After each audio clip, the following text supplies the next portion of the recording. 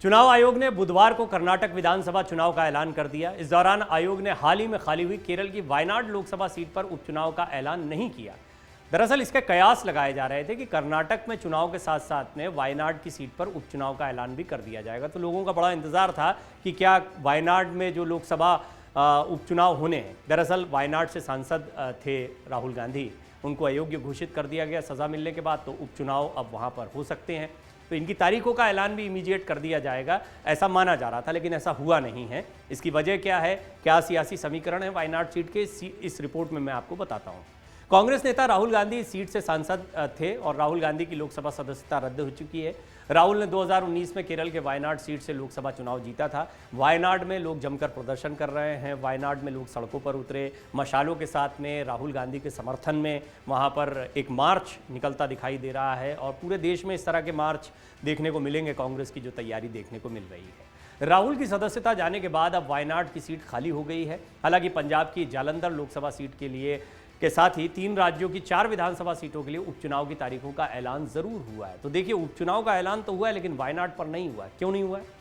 भले ही आज वायनाड उपचुनाव का ऐलान नहीं हुआ, लेकिन कहा जा रहा है कि आगे चुनाव आयोग इसका ऐलान कर सकती है। सवाल यह भी है कि नियम क्या कहता है, आखिर क्यों अभी आयोग ने उपचुनाव का ऐलान नहीं किया। आगे अगर उपचुनाव हुए तो कांग्रेस के टिकट पर कौन चुनाव लड़ेगा, आइए समझते हैं।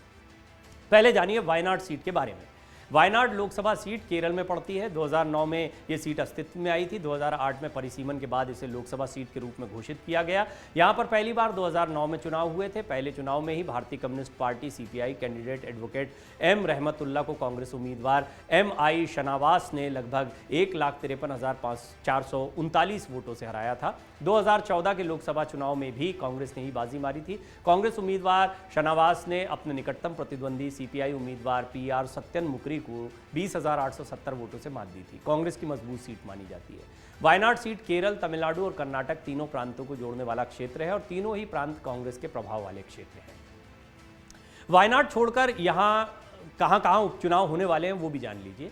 चुनाव आयोग के मुताबिक पंजाब की जालंधर लोकसभा सीट पर 10 मई को चुनाव होगा और 13 मई को नतीजे आएंगे। ओडिशा की झारसुगुड़ा विधानसभा सीट, उत्तर प्रदेश की 96 और स्वार विधानसभा सीट और मेघालय की सोहियोंग विधानसभा सीट पर भी इन्हीं तारीखों पर चुनाव होगा। क्यों अभी उपचुनाव का ऐलान नहीं हुआ वायनाड सीट पर, वो भी जान लीजिए। वायनाड सीट पर उपचुनाव का ऐलान न करने पर चुनाव आयोग का बयान आया है। मुख्य चुनाव आयुक्त राजीव कुमार ने कहा, एक सीट खाली होने पर उपचुनाव कराने के लिए हमारे पास 6 महीने का समय होता है। ट्रायल कोर्ट ने न्यायिक उपाय के लिए राहुल गांधी को 30 दिन का समय दिया है, इसीलिए हम इंतजार करेंगे।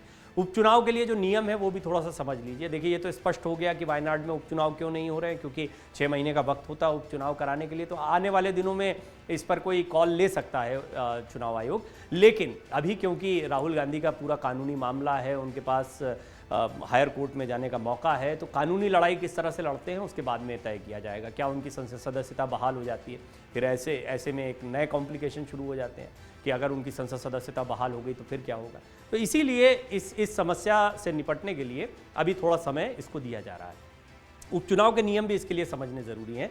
सुप्रीम कोर्ट के वरिष्ठ अधिवक्ता चंद्रप्रकाश पांडे हैं, वो कहते हैं कि लोक प्रतिनिधित्व अधिनियम 1951 की धारा 151A के तहत चुनाव आयोग को संसद और विधानसभाओं में खाली सीटों पर रिक्ति के 6 महीने के भीतर उपचुनाव करवाने का अधिकार है। हालांकि इसमें एक शर्त है कि नवनिर्वाचित सदस्य के लिए 1 वर्ष या उससे अधिक का कार्यकाल बचा हो। पांडे बताते हैं कि राहुल गांधी की अयोग्यता के बाद वायनाड सीट 23 मार्च को खाली हो गई थी। ऐसे में धारा 151A के अनुसार चुनाव आयोग के लिए 22 सितंबर 2023 तक इस निर्वाचन क्षेत्र में उपचुनाव कराना अनिवार्य है। यहां 17वीं लोकसभा का कार्यकाल पूरा होने में अभी 1 साल से ज्यादा का समय बाकी है। ऐसे में यहां उपचुनाव अनिवार्य हो जाता है, भले ही निर्वाचित सांसद को बेहद छोटा कार्यकाल मिले। लेकिन फंस कैसे सकता है पेच, वो समझिए। एक मामला है, उसके उदाहरण से समझिए। लक्षद्वीप के सांसद मोहम्मद फैजल का। एनसीपी नेता मोहम्मद फैजल को हत्या के एक मामले में 10 साल की सजा मिली थी। इसके बाद नियम के अनुसार लोकसभा सचिवालय ने उनकी सदस्यता रद्द कर दी थी। इसके बाद चुनाव आयोग ने उपचुनाव की तारीख भी घोषित कर दी थी। हालांकि बाद में उपचुनाव पर कोर्ट ने रोक लगा दी थी। अब एक बार फिर से केरल हाईकोर्ट के फैसले के बाद फैजल की सदस्यता बहाल कर दी गई है। इसी मामले में सुप्रीम कोर्ट में भी फैजल ने याचिका दायर की थी, जिस पर सुनवाई जारी है। ऐसे में राहुल गांधी के मामले में भी उपचुनाव पर पेंच फंस सकता है। अगर चुनाव आयोग इसकी घोषणा करता तो चुनाव प्रक्रिया पूरी होने से पहले अदालत द्वारा दोष सिद्धि पर रोक लगाने की स्थिति में मतदान को रद्द करना पड़ सकता था। अगर चुनाव हुए तो राहुल की जगह कौन लड़ेगा, इसे समझने के लिए हमने कई वरिष्ठ पत्रकारों से बातचीत की, जिसमें उनका कहना है कि केरल की वायनाड सीट काफ़ी अहम है। इसकी सीमाएं तमिलनाडु के अलावा कर्नाटक से भी लगी हुई हैं। कर्नाटक में चुनाव की तारीखों का ऐलान हो गया है। 10 मई को मतदान होगा और 13 मई को नतीजे आ जाएंगे। तो ये बहुत महत्वपूर्ण है और देखिए इसका इम्पैक्ट भी पड़ता दिखाई दे रहा है, क्योंकि इस मुद्दे को कांग्रेस पुरजोर तरीके से ज़मीन पर उठा रही है। ऐसे में अगर यहाँ उपचुनाव हुए तो कांग्रेस की तरफ से कोई गांधी परिवार का सदस्य ही यहाँ से चुनाव लड़ सकता है। प्रियंका गांधी का नाम सबसे आगे चल रहा है। प्रियंका के आने से तमिलनाडु और कर्नाटक तक इसका असर पड़ेगा, अगर ऐसा होता तो।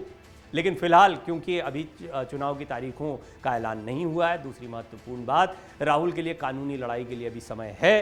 तो और देखना होगा कि हायर कोर्ट इसके लिए क्या कहते हैं, क्योंकि कपिल सिब्बल, अभिषेक मनु सिंघवी, तमाम दिग्गज वकील जो हैं वो राहुल गांधी के लिए अब पूरे मामले को तैयार कर रहे हैं।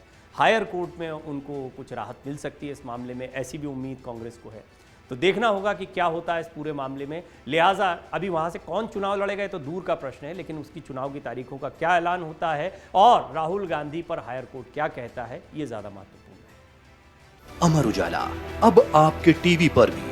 अपने स्मार्ट टीवी पर यूट्यूब पर सर्च करें अमर उजाला, चैनल सब्सक्राइब करें और देखें ताजा खबरें, वो भी HD क्वालिटी में। और हाँ, बेल आइकन दबाना ना भूलें ताकि हर खबर हो आपके घर। अमर उजाला, निष्पक्ष, निर्भीक, निरंतर।